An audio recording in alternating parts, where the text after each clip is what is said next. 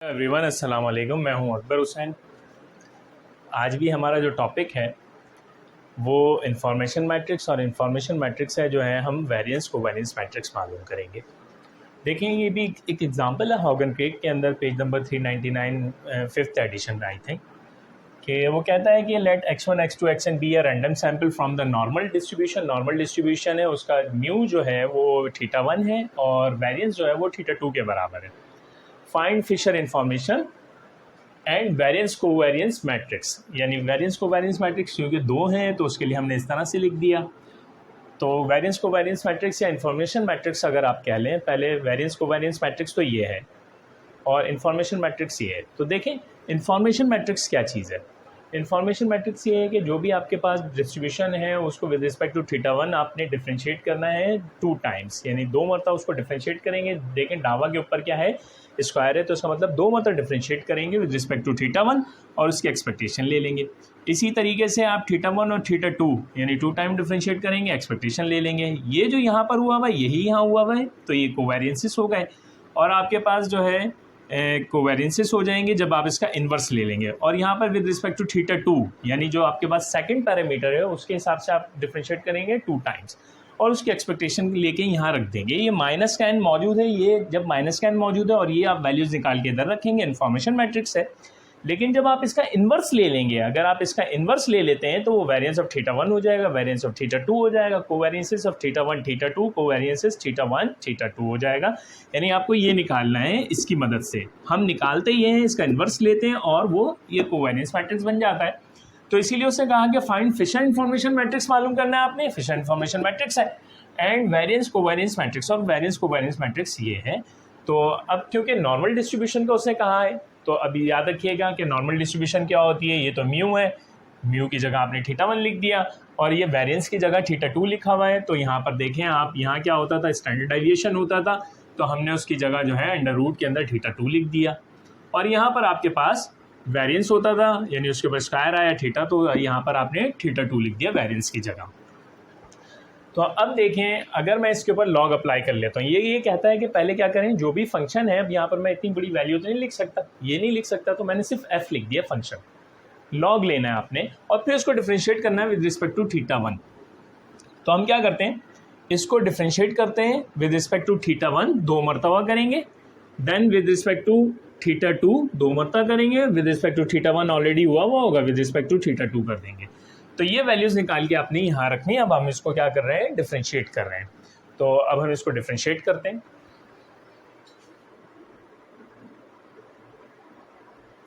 अब देखिए इस इक्वेशन को डिफ्रेंशिएट करता हूँ विद रिस्पेक्ट टू θ1 यहाँ के हिसाब से, फिर सेकंड टाइम करूँगा और उसकी एक्सपेक्टेशन लेके यहाँ रख दूँगा। तो देखिए अगर मैं इसको डिफ्रेंशिएट करता हूँ, ठीक है, डावा लॉग ऑफ फंक्शन, मैं सिर्फ अब इतना लिख रहा हूँ, ये पूरा नहीं लिख रहा, विद रिस्पेक्ट टू θ1। अगर मैं विद रिस्पेक्ट टू θ1 इसे डिफ्रेंशिएट करता हूँ, यहाँ θ तो नहीं है, θ फ्री है तो 0 हो गया, ये भी 0 हो गया। और अगर मैं इसको विद रिस्पेक्ट टू θ1 डिफ्रेंशिएट कर रहा हूँ तो ये 2 पहले आ जाएगा, 2 से 2 कैंसिल हो जाएगा, x माइनस θ1 ओवर θ2 हो जाएगा। तो ये आपके पास क्या आ गया, माइनस x माइनस θ1 ओवर θ2। यहाँ से 2 कैंसिल हो गया क्योंकि हम विद रिस्पेक्ट टू θ1 कर रहे हैं, तो यहाँ पे -1 हो गया विद रिस्पेक्ट टू θ1। तो ये आपके पास बराबर हो गया x माइनस θ1 ओवर θ2। अब क्योंकि हमें जो है वो कहता है कि सेकंड टाइम भी डिफ्रेंशिएट करना है with respect to θ1, second time भी डिफ्रेंशिएट करना है, तो यहाँ क्या करूँगा मैं, सेकंड टाइम डिफ्रेंशिएट किया, लॉग ऑफ फंक्शन θ1 का स्क्वायर हो गया, डावा θ1 का स्क्वायर। अब जब मैंने इसे सेकंड टाइम डिफ्रेंशिएट किया तो क्या होगा, -1 over with respect to θ1, constant है, कांस्टेंट का डेरिवेटिव 0 हो गया समझ लीजिए, और θ1 का डेरिवेटिव क्या हो गया, 1 हो गया। तो ये अगर इसके नीचे आ जाता है x माइनस θ2 कांस्टेंट बन जाता है, और θ1 का डेरिवेटिव क्या हो गया, -1, ये 1 हो गया, और नीचे θ2 मौजूद है। तो ये आपके पास वैल्यू आ गई इसकी। अब इसके ऊपर आप क्या करेंगे, एक्सपेक्टेशन अप्लाई कर देंगे। अगर मैं इसके ऊपर एक्सपेक्टेशन अप्लाई कर देता हूँ, यानी टेकिंग एक्सपेक्टेशन अप्लाई की आपने, इसके ऊपर एक्सपेक्टेशन अप्लाई कर दीजिए, क्या हो जाएगा, डावा का स्क्वायर हो गया, ln फंक्शन हो गया, डावा थीटा 1 का स्क्वायर। और इसके ऊपर जब एक्सपेक्टेशन अप्लाई की आपने तो क्या रहेगी, कांस्टेंट की एक्सपेक्टेशन क्या होती है, कांस्टेंट ही होती है। तो देखिए -1/θ2, तो ये यही हो जाएगा -1/θ2। बस इस वैल्यू को उठा के आप क्या करेंगे, यहाँ रख देंगे। ये माइनस का n इससे मल्टीप्लाई होगा, जब ये माइनस का n इससे मल्टीप्लाई होगा तो क्या होगा, माइनस माइनस पॉजिटिव हो जाएगा और n/θ2 हो जाएगा। तो इस वैल्यू को उठा के आप क्या करेंगे, यहाँ रख देंगे। तो देखें अब मैं इसकी जगह क्या कर रहा हूँ, इसकी जगह ये वैल्यू रख रहा हूँ -1/θ2। ये इसके बराबर है, उसकी जगह ये हमने लिख दिया। अब हमें क्या करना है, वो कहता है कि विद रिस्पेक्ट टू θ1 तो डिफरेंशिएट हुआ हुआ है, विद रिस्पेक्ट टू θ2 भी डिफरेंशिएट कर दो। अब ये θ1 डिफरेंशिएट हुआ हुआ है विद रिस्पेक्ट टू θ1, इसी इक्वेशन को हम क्या कर रहे हैं, विद रिस्पेक्ट टू θ2 डिफरेंशिएट करेंगे इस इक्वेशन को। यानी आपने क्या किया, इक्वेशन 1 है, अगेन डिफरेंशिएट कर दें 1 को, ठीक है, अगेन डिफरेंशिएट किया मैंने, again differentiate equation 1 with respect to θ1। जब अगेन डिफरेंशिएट किया इसको विद रिस्पेक्ट टू θ2, अगर मैं इसको विद रिस्पेक्ट टू θ2 डिफरेंशिएट करता हूं तो होगा क्या, डावा ln फंक्शन हो गया, विद रिस्पेक्ट टू θ1 है, विद रिस्पेक्ट टू θ2 हो गया। अगर मैं इसको डिफरेंशिएट करता हूँ विद रिस्पेक्ट टू θ2 तो क्या होगा, देखें ये 2 ऊपर जाएगा और -1 आगे आ जाएगा, और यानी विद रिस्पेक्ट टू θ2 डिफरेंशिएट कर रहा हूँ तो ये 2 की पावर क्या है, -1 ऊपर जाएगा आपके पास, जब डिफरेंशिएट करेंगे तो -1 आगे आ जाएगा, तो इसका मतलब ये माइनस में आ गया, और θ2 क्या हो जाएगा, स्क्वायर हो जाएगा। तो ये हो गया आपके पास x - θ1, इस पे स्क्वायर मौजूद है, ठीक है, और यहाँ पर क्या हो जाएगा, θ2 का स्क्वायर, यानी θ2 का स्क्वायर हो गया। अब अगर हम जो है इसके ऊपर एक्सपेक्टेशन अप्लाई करते हैं, इसके ऊपर अगर मैं एक्सपेक्टेशन अप्लाई करता हूँ तो क्या होगा, देखिए अगर मैं इसके ऊपर एक्सपेक्टेशन अप्लाई करता हूँ तो ये हो जाएगा कि expected value of x minus expected value of theta. तो एक्सपेक्टेड वैल्यू ऑफ x इसके बराबर होगा, θ1 के बराबर हो जाएगी, याद रखिएगा। अब हम आगे चलते हैं, इस काम को यहाँ आगे करेंगे। अब देखें इसके ऊपर मैं एक्सपेक्टेशन ले लेता हूँ, यहाँ पर भी स्क्वायर हो जाएगा क्योंकि 2 मरतबा हो गया। देखें अगर मैं इसके ऊपर एक्सपेक्टेशन लेता हूँ, ये क्या हो जाएगा, डावा स्क्वायर ln फंक्शन ओवर डावा θ1 θ2। इसके ऊपर अगर मैं एक्सपेक्टेशन लेता हूँ तो ये हो गया minus expected value of x, समझ लीजिए अंदर चला गया, और माइनस माइनस प्लस हो गया, एक्सपेक्टेड वैल्यू ऑफ θ1 हो गया, और नीचे क्या है आपके पास θ2 का स्क्वायर। तो याद रखिएगा कि एक्सपेक्टेड वैल्यू ऑफ x इसके बराबर होगा, θ1 के बराबर होगा, म्यू के बराबर होगा, और एक्सपेक्टेड वैल्यू ऑफ θ1 किसके बराबर होगा, θ1 के बराबर होगा। तो ये तो ज़ीरो हो जाना है।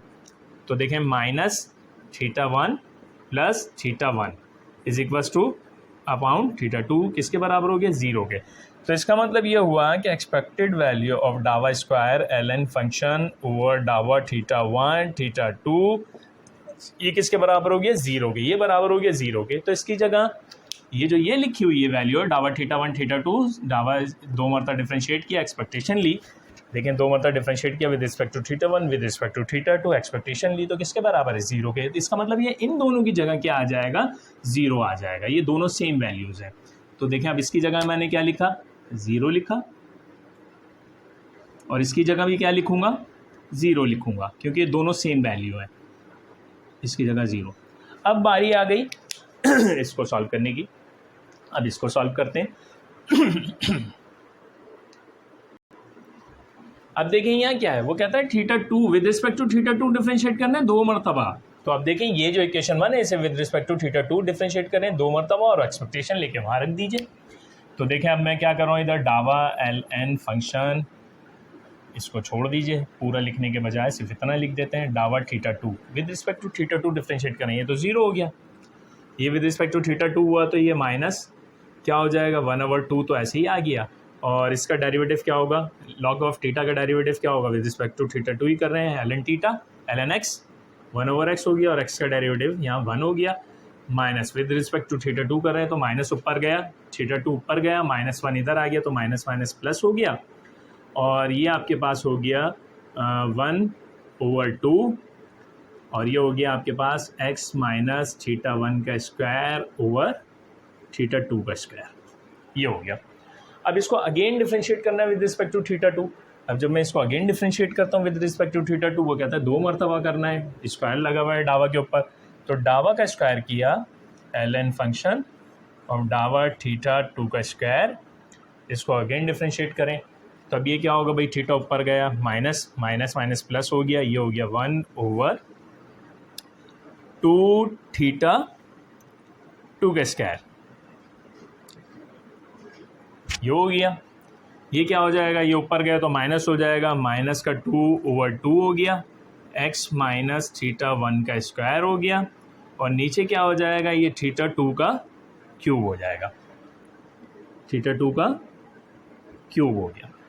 ये तो 2 से 2 कैंसिल हो गया, ये वैल्यू बन गई आपके पास 1/2 थीटा टू का स्क्वायर और minus x minus theta one का स्क्वायर ओवर थीटा टू का क्यूब।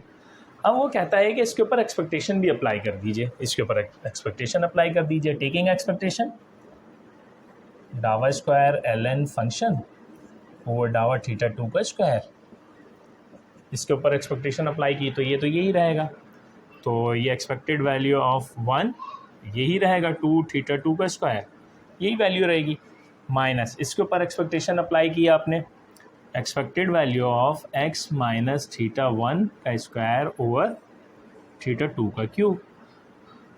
अब आपको पता है कि ये तो यही रहेगा 1/2 थीटा टू का स्क्वायर माइनस, और ये आपको पता है कि expected value of x minus mu, ये म्यू ही है, थीटा वन है, तो ये किसके बराबर होगा, वेरिएंस के बराबर होगा। तो देखें जी, ये जब वेरिएंस के बराबर होगा तो वेरिएंस के बराबर होगा तो हम इसको किसके बराबर रख सकते हैं, थीटा टू के बराबर रख सकते हैं, तो ये हो गया वेरिएंस के बराबर, वेरिएंस के बराबर और वेरिएंस थीटा टू का क्यूब। अब आपको पता है कि वेरिएंस किसके बराबर है, थीटा टू के बराबर है, तो देखिए ये तो हो गया 1/2 थीटा टू का square minus theta two over theta two का क्यूब, तो ये कैंसिल हो गया। ये किसके बराबर आया, एक्सपेक्टेड वैल्यू डावा स्क्वायर ln फंक्शन ओवर डावा थीटा टू का स्क्वायर, ये बराबर आया आपके पास 1/2 थीटा टू का स्क्वायर और माइनस ये हो गया 1/थीटा टू का स्क्वायर। नीचे तो यही मौजूद है, थीटा टू मौजूद है, थीटा टू का स्क्वायर ऊपर आपके पास क्या आ गया, एलसीएम लिया आपने, तो आपको पता है कि क्या आ जाएगा, ये माइनस में आ जाएगा। देखते हैं आगे, देखिए ये बराबर हो गया, इसको जब आपने एलसीएम लिया सॉल्व किया तो ये बराबर हो गया 1/2 थीटा टू के स्क्वायर के बराबर हो गया। इस वैल्यू को इसकी जगह रख सकते हैं, ये क्या है, ये बस अब इसको मिटाइए और ये वैल्यू रख दीजिए इधर। किसके बराबर है जनाब, ये बराबर है आपके पास माइनस में आएगा, ठीक, माइनस में आ जाएगा, तो ये आपके पास आ गया -1/2 थीटा टू के स्क्वायर के बराबर। अब क्या करेंगे कि ये माइनस साइन को जब हमने अंदर भेजा, माइनस साइन को मल्टीप्लाई करवाया अंदर, वो काम करते हैं, इसे मिटाते हैं। देखें अब इस माइनस साइन को अंदर भेजा, आपने ये काम कर लिया, आई ऑफ एन इंफॉर्मेशन मैट्रिक्स निकाल लें आप, तो माइनस साइन को अंदर भेजा तो पॉजिटिव हो गया, ये आपके पास हो गया n/θ2, ये तो आपके पास 0 हो गया, ये आपके पास हो गया 0 और ये आपके पास हो गया n/2 θ2 का स्क्वायर। ये आपके पास निकला है इंफॉर्मेशन मैट्रिक्स। अगर आप इसका इन्वर्स निकाल लें, अगर मैं इसका इन्वर्स निकाल लेता हूँ, तो अगर देखें मैं इसका इन्वर्स निकालता हूँ, आई ऑफ एन इन्वर्स अगर मैं निकालता हूँ तो ये किसके बराबर हो जाएगा, ये बराबर हो जाएगा θ2/n के। ये तो 0 है, 0 रहेगा, 0 रहेगा, और ये किसके बराबर हो जाएगा 2 θ2 का स्क्वायर ओवर n के। ये आपके पास जो मैट्रिक्स निकला, इस मैट्रिक्स को कहते हैं वेरिएंस कोवेरिएंस मैट्रिक्स। क्या कहते हैं इसको, वेरिएंस कोवेरिएंस मैट्रिक्स। ये याद रखिएगा, ये एग्जांपल मौजूद है किसके ऊपर, हॉग एंड क्रेग के अंदर, पेज नंबर 399 5th एडिशन के अंदर। अगर वो आपसे कहता है कि एस्टिमेटेड आपने निकालना है, वेरिएंस निकालना है, अच्छा ये एक, तो फिर आप इसको एस में कन्वर्ट करेंगे। अभी सिर्फ उसने इतना ही कहा था कोवेरियंस वेरिएंस मैट्रिक्स में निकाल लीजिए, एस्टिमेटेड नहीं कहा तो हम ये निकाल रहे हैं। अगर एस्टिमेटेड कहा जाता है और मजीद भी काम करना पड़ेगा।